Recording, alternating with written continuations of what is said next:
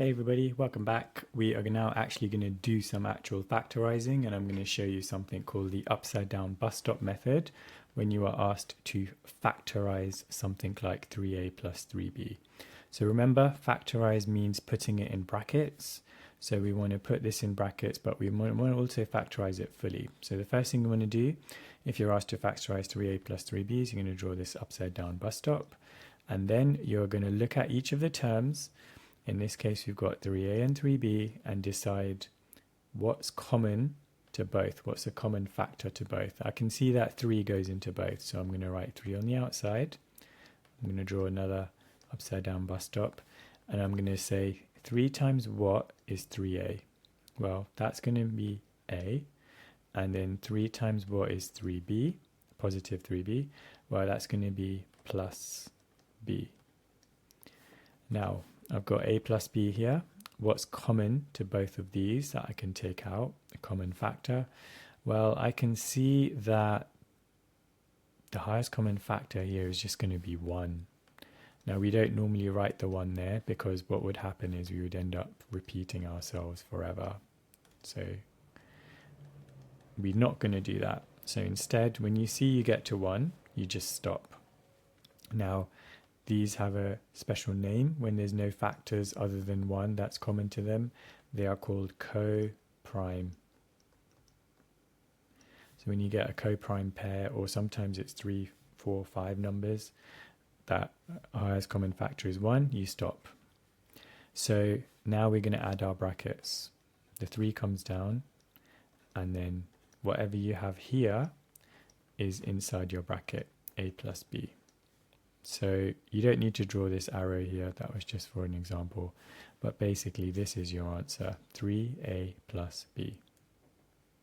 We'll try another example here. Factorize 5y plus 30b. So first thing we want to do is take out a common factor, so I can see 5 and 30, the highest common factor is going to be 5. So 5 times what is 5y?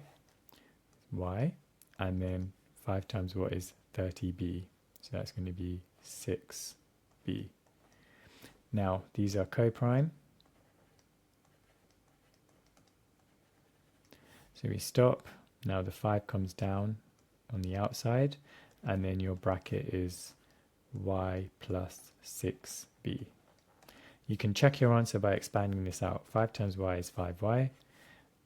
5 times 6b is 30b. All right, another example. Factorize 15ab, take away 6a. Pause the video and have a go. And I'm going to show you the answer. Okay, so highest common factor of 15 and negative 6. So we want whole numbers only. So we can see that 3 is a common factor. 3 times what is 15ab? That's going to be 5ab. And 3 times what is negative 6a? So 3 times what is negative 6a is going to be negative 2a. Now, I need a common factor with 5ab and negative 2a. I can see that a is common, so I'm going to take the a out. So a times what is 5ab? A times 5b is 5ab. And a times what is negative 2a? That's going to be negative 2. These are co-prime, so I stop. The highest common factor for 5b and negative 2 is 1, so we're going to stop there. Now I'm going to multiply 3 times a to just get 3a, and then my bracket just comes down here. So it's 5b minus 2. That is your answer. You have just factorized 15ab plus 6. So we just put that red. And that's your answer in red. So let's try another example. Pause the video and have a go. Okay, so I'm going to show you how to do this. We can see highest common factor of 18 and negative 12 is 6. So 6 times 3ab is 18ab, and 6 times negative 2b is negative 12b. Now I'm going to look for something that's common to both of these. I can see that b is a common factor. So b times 3a is 3ab, and b times negative 2 is negative 2b. This is coprime, so we stop here, and then I'm going to do 6 times b, and then this is your bracket. So that's going to be 3a minus 2. So what we have here on the bottom in, let's make it blue, has been factorized, and when you expand this out, 6b times 3a, you get 18ab. 6b times negative 2 is negative 12b. So that is your factorized answer.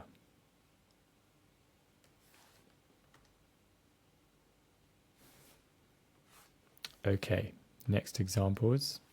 Pause the video and try to do all 3 questions here, and then I'm going to show you all of the answers. Okay, so first of all, we'll do question 1. We can see that a common factor would be b.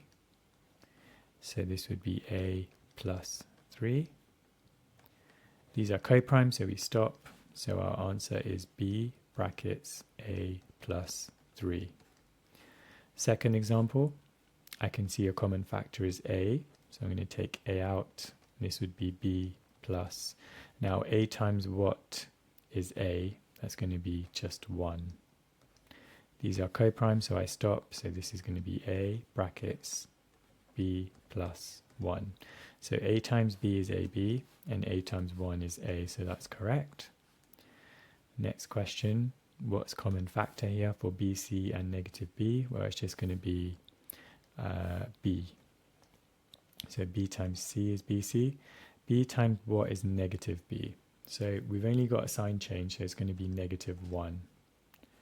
They are also coprime, so the b comes down, and then the c minus 1 is in the brackets. So here is your final answer.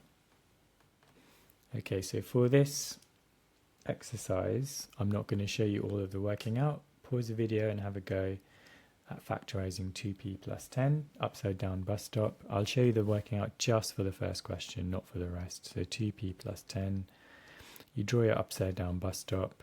You can see a common factor is 2, and that's going to be p plus 5. So we stop there because they're coprime, so our answer is 2 brackets p plus 5. Okay, try the following questions.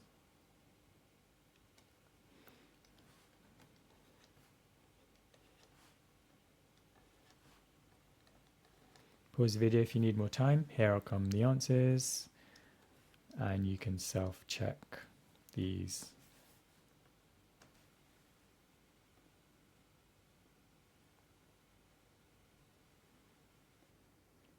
Okay, in the next video we're going to start looking at what happens when you have squares and cubes. Doesn't really change the method at all, you just need to be careful and know how to work with them. I'll see you in that video. Now let's all go take a nap! Woo! Woo! Woo! Woo!